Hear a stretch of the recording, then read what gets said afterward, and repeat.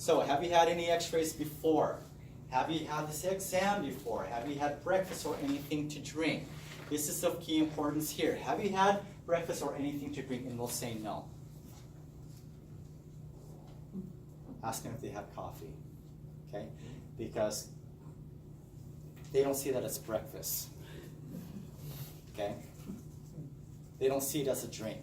They see it as the thing the routine thing that they do every morning, okay? So ask them if they had coffee in the morning. What are you diabetic? What does coffee do? You have something in your stomach. Oh, okay. So Yeah. nothing to drink means no water too. NPO means nothing before the procedure. Okay. Absolutely Okay. nothing. Nothing. We want your stomach empty. Okay? We want it empty. Because if you have coffee, if you have anything to drink, now they're taking that contrast. Now the contrast is mixing up with the fluids in there. And yeah, it's not going to be a good study. What type of problems have you experienced? Have you had any surgeries on the stomach or bowel? Check about other studies that they might be scheduled for, like ultrasounds and IVPs. Okay? Because if they are scheduled for other procedures, we want to make sure that we do it in the correct order and it doesn't interfere with those other studies. Okay, so diabetic patients, we schedule them first. We're also going to ask them to withhold their insulin until after the exam. After the exam, they can take their insulin. So hypoglycemic reaction, treat with sugar. How do we know if they're going to hypoglycemic reaction? Well, the obvious shaking, some nerves, they start to sweat, so dizziness, cold and clammy skin, and also complaining of blurred vision. Okay. Slurred speech. All right, I'm going to skip this because I say you guys always do that on your own. Pathologies of the stomach includes Bezoars, which is any undigested material or filling defect. Diverticula is an outpouching. Emesis is vomiting. Hematemesis. I say hemoptysis. What does that mean? Coughing up blood or vomiting blood. Okay, coughing up is hemoptysis. Hematemesis is vomiting blood. Gastritis, carcinomas, hiatal hernia. You guys remember the hiatal hernia from last semester? It comes back up. Right up the diaphragm. Okay, Schatzki's ring, ulcers.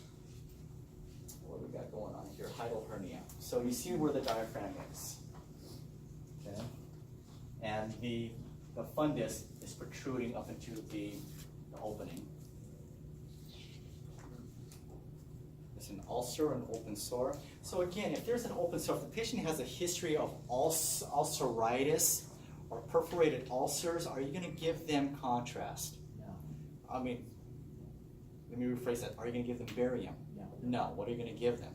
Iodine. Iodine, okay? So that is why you've got to get really thorough history from your patient before you give them any type of contrast. Okay, ulcerations right there. Diverticulum. Okay, diverticulum is an outpatching. What's a polyp? It's a growth. It's the other way around. So diverticulum, outside outpouching, polyp is inpouching. Okay. There's another diverticula. Here's a Bezoar. I added these things up because we said a Bezoar was just anything that's undigestible. And these are just some types of undigestible material. So you can have phytobezoars. This is the most common type of bezoar, and are composed of indigestible vegetable fibers. Diospryiobezoars is a type of phytobezoar composed of persimmon fruit. Trichobezoar is composed of hair and food particles and can weigh several kilograms. Now, by the way, trichobezoars, again, hair in the stomach. It is, of course, a type of disorder, a mental or psychological disorder where people eat their hair, and it's most common in females. I just found that out. Why do you guys like to eat hair? Can you share that with me? Yes. Okay, so trichobezoars occurs with the female population. And you've got pharmabezoars. We were talking about that earlier where they were unable to swallow their pill. Who was You know what I'm talking about? Pill thing. Okay, that's pharmacobezoars. Lactobezoars are composed of milk, protein, and mucus. Foreign body bezoars, tissue paper, plastic, yeah, all that stuff. Okay, so toys, parasitic worms, those are all examples of foreign body bezoars. Okay. Chasky's ring, narrowing of the lower esophagus that can cause difficulty swallowing. The narrowing is caused by a ring of the mucosal tissue. My dad has a Chasky's ring. He has to go get his esophagus dilated every 4 to 6 months. And they tell him no hot foods, no cold foods. You know what he eats? Hot and Hot yeah. foods and cold foods. You can't change a guy's eating habits. He's 70 something. You can't tell him all of a sudden now you can't stop eating hot food. He loves ice cream. He's not going to stop eating ice cream. Okay, gastritis, so it's an inflammation of the rugae, right? The lining of this, look at that. This is why we do double contrast study. If this patient just had barium, you wouldn't be able to see the lining of the mucosal wall. This double contrast study enhances the visualization of that lining. So a majority of what we do for upper GIs is double contrast. It's both air and contrast. It lines up the walls very, very nicely. And also when you do a double contrast study, it's easier to visualize things like diverticuli, okay, those outpatching, different types of tumors. Again, if this thing was entirely filled up with solid barium, you wouldn't see those things. Okay, here's an example of a perforation.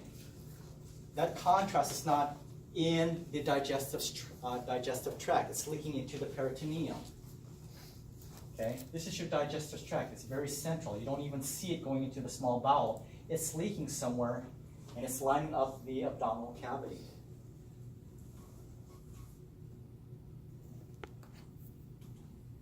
All right, let's talk about position. You guys want to go on break? Hello? Let's do a 10-minute break. Let's do a 10-minute break.